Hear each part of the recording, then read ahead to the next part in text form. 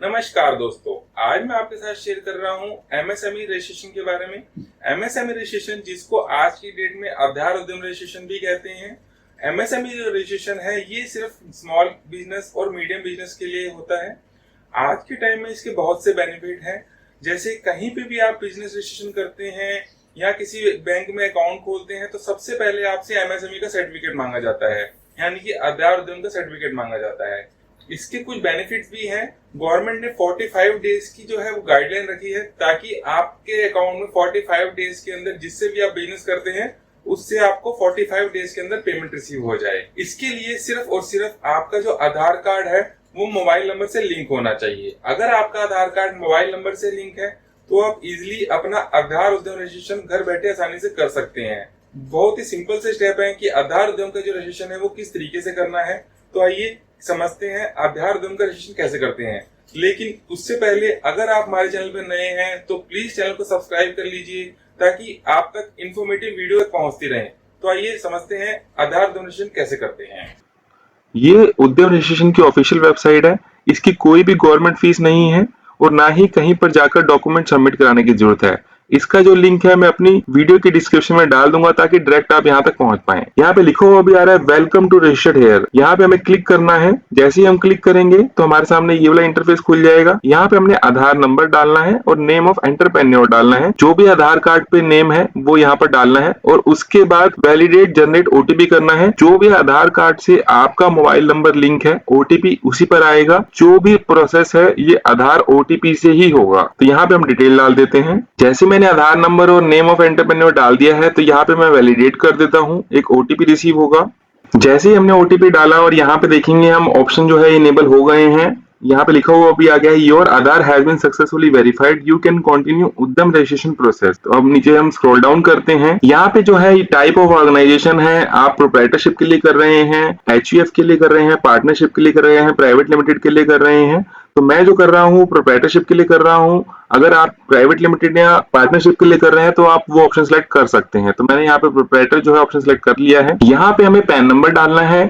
यहाँ पे name of pan holder, जो भी पैन कार्ड के ऊपर नेम है वो डालना है और डेट ऑफ बर्थ जो भी पैन कार्ड के ऊपर है। इसके बाद हमें यहाँ पे क्लिक करके पैन वैलिडेट कर देना है। डिटेल डालने के बाद यहाँ पे मैंने पैन जो है वैलिडेट कर दिया है। यहाँ पे लिखा हुआ आ गया your PAN has been successfully verified. अब हमें यहाँ पे कंटिन्यू पे क्लिक करना है। तो यहाँ पे ऑप्शन आ गया have you filed the ITR of previous year. अगर आपने आईटीआर फाइल की है तो उसको यस करना है, अदरवाइज नो करना है। डू यू हैव जीएसटीएन, अगर आपके पास जीएसटी नंबर है तो यस करना है, अदरवाइज नो करना है। और अगर आप किसी ऐसी कैटेगरी में है जिसमें जीएसटी नंबर की एग्जाम्पशन है तो आप एग्जाम्प्टेड पे भी क्लिक कर सकते हैं। यहाँ पे आपको मोबाइल नंबर और ईमेल आईडी डालना है। इन फ्यूचर अगर आपका उद्यम सर्टिफिकेट मिलने के बाद आप 2 महीने बाद 6 महीने बाद अपना सर्टिफिकेट नंबर, उद्यम सर्टिफिकेट नंबर अगर आप भूल जाते हो, आप मोबाइल नंबर और ईमेल आईडी की सहायता से भी आप अपना उद्यम सर्टिफिकेट दोबारा से निकाल सकते हैं। इसलिए आपको वो इनेबल ईमेल आईडी और मोबाइल नंबर देना है जो एक्टिव रहे। 8 नंबर पॉइंट पर आ रहा है सोशल कैटेगरी। यहाँ पे ऑप्शन आ रहा है जनरल है, एससी है, एसटी है, ओबीसी है। तो यहाँ पे आपका जो ऑप्शन है वो सिलेक्ट करना है। हमें 9 नंबर पॉइंट में जेंडर सिलेक्ट करना है, मेल फीमेल। 10 नंबर में अगर कोई स्पेशल एबिलिटी है तो आपको यस और नो के बारे में बताना है। 11th नंबर पॉइंट के ऊपर आपको नेम ऑफ एंटरप्राइजेस बताना है।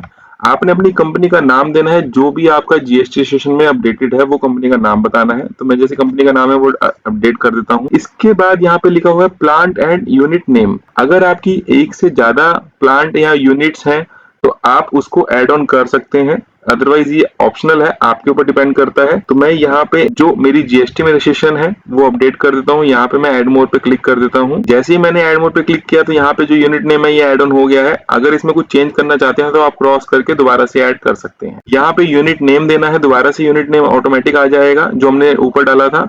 यहाँ पे flat door number, name of premises, village, block, road, city, pin code, state and district ये डालना जरूरी है। इसके बाद ऐड यूनिट करते ही हमारी जो भी डिटेल है वो अपडेट हो जाएगी। यहाँ पे जो है देखिए मैंने अपनी यूनिट की जो डिटेल है वो ऐड ऑन कर दी है। अगर आपने इसमें कुछ भी चेंज करना है तो आप क्रॉस करके दोबारा से अपडेट कर सकते हैं।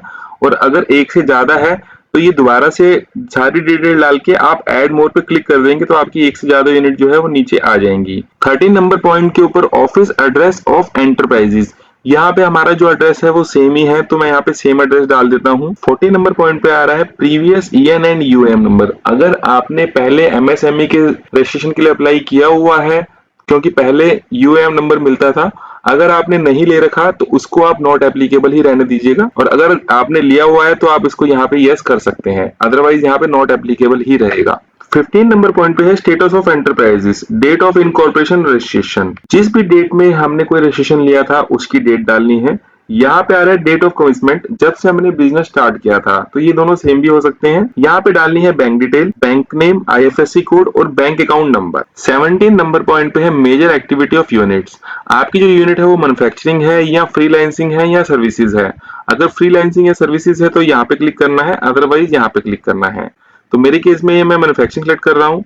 इसके बाद यहाँ पे आप जो भी अपनी मैन्युफैक्चरिंग करते हैं, किस आइटम की करते हैं, तो वो यहाँ पे आप डाल सकते हैं। यहाँ पे जैसे आप कुछ भी आप डालेंगे तो यहाँ पे ऑलरेडी कुछ ऑप्शंस अवेलेबल होंगे, तो आप यहाँ से सिलेक्ट कर सकते हैं। तो यहाँ पे जो है एक ऑप्शन और इनेबल हो गया है, मैन्युफैक्चरिंग सर्विसेज एंड ट्रेडिंग। इसके बाद जैसे ही अगर मैंने जैसे ऑप्शन सेलेक्ट किया मैन्युफैक्चरिंग पे, तो हमें यहाँ पे ऐड एक्टिविटी करना है। यहाँ पे जो है वो एक्टिविटी जो है वो ऐड हो चुकी है।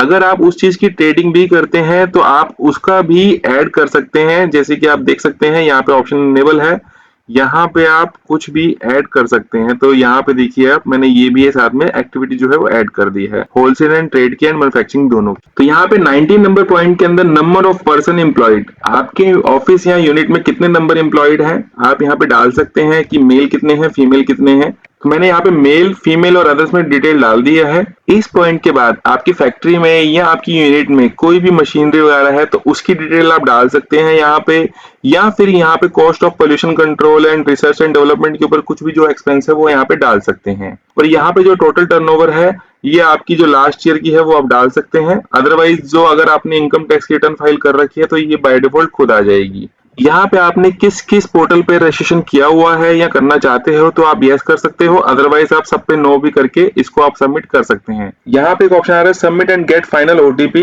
अगर आपका कोई भी ऑप्शन पेंडिंग रह जाएगा तो वहां पे रेड मार्क आ जाएगा, तो हमारे ऑप्शन में भी रेड मार्क आया हुआ है। यहाँ पे हमें करना है गेट लैटिट्यूड एंड लॉन्गिट्यूड। या आपको आपकी जो भी ऑफिस प्रीमाइसेस है की लोकेशन की कोडिंग प्रोवाइड करनी है। आपको बस अपना एरिया सिलेक्ट करना है। जैसे मैं इस पे क्लिक करूंगा तो यहाँ पे एक जो है वो मैप ओपन हो जाएगा, आप देख सकते हैं। जैसे मैं दिल्ली के लिए कर रहा हूँ और वेस्ट दिल्ली के लिए कर रहा हूँ, तो बस मुझे जस्ट यहाँ पे अपनी जो भी पास की लोकेलिटी है उस पर क्लिक करना है, रेड मार्क आ जाएगा और इस पे ओके कर देना है। यहाँ पे देखिए आप जो कोडिंग है वो आ चुकी है। ये जो है अब हमारा प्रोसेस जो है वो कंप्लीट हो चुका है। Submit and get final OTP. यहाँ पे देखिए हमारा जो ऑप्शन है वो लिखा हुआ आ रहा है कि are you sure you have entered correct data and please check your mobile number is correct. तो यहाँ पे हमने ओके कर देते हैं। यहाँ पे हमें अपना जो ओटीपी है वो डालना है। देन यहाँ पे जो कैप्चा कोड डाल के हम फाइनल सबमिट पे क्लिक कर देंगे। जैसे हम फाइनल सबमिट पे क्लिक करेंगे हमारे को जो है उद्यम रजिस्ट्रेशन नंबर जो है वो रिसीव हो जाएगा। इसके बाद इन फ्यूचर आपको कभी भी अपना सर्टिफिकेट निकालना है तो इस वेबसाइट पर आके हम कभी भी अपना जो सर्टिफिकेट है वो डाउनलोड कर सकते हैं। यहाँ पे जो है हमें अपना उद्यम सर्टिफिकेट नंबर डालना है जो हमें रिसीव हुआ है, ये हमारी मेल पे भी आ जाएगा। और यहाँ पे आप देख सकते हैं यहाँ पे दोबारा से हमें बस अपना मोबाइल नंबर डालना है, जिस भी मोबाइल नंबर पे जो हमने मोबाइल नंबर ऐड किया था। इसके बाद यहाँ पे मैं कर देता हूँ वैलिडेट ओटीपी। यहाँ पे मैंने आधार ओटीपी भी डाल दिया है। इसके बाद हम कर देते हैं सबमिट। आप देख सकते हैं हमारा जो आधार उद्यम सर्टिफिकेट है वो बन चुका है। यहाँ पे ऑप्शन आ रहा है प्रिंट सर्टिफिकेट, तो हम प्रिंट सर्टिफिकेट पे क्लिक करेंगे। अगर कोई ऑप्शन एडिट करना है तो हम कर सकते हैं, अदरवाइज हम प्रिंट सर्टिफिकेट पे क्लिक करेंगे।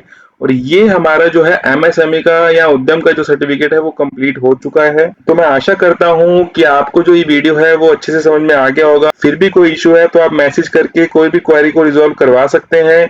तो आशा करता हूँ आपको ये वीडियो अच्छी लगी होगी। अगर आपको ये वीडियो अच्छी लगी है तो please like and share and subscribe जरूर कीजिएगा। Thanks for watching.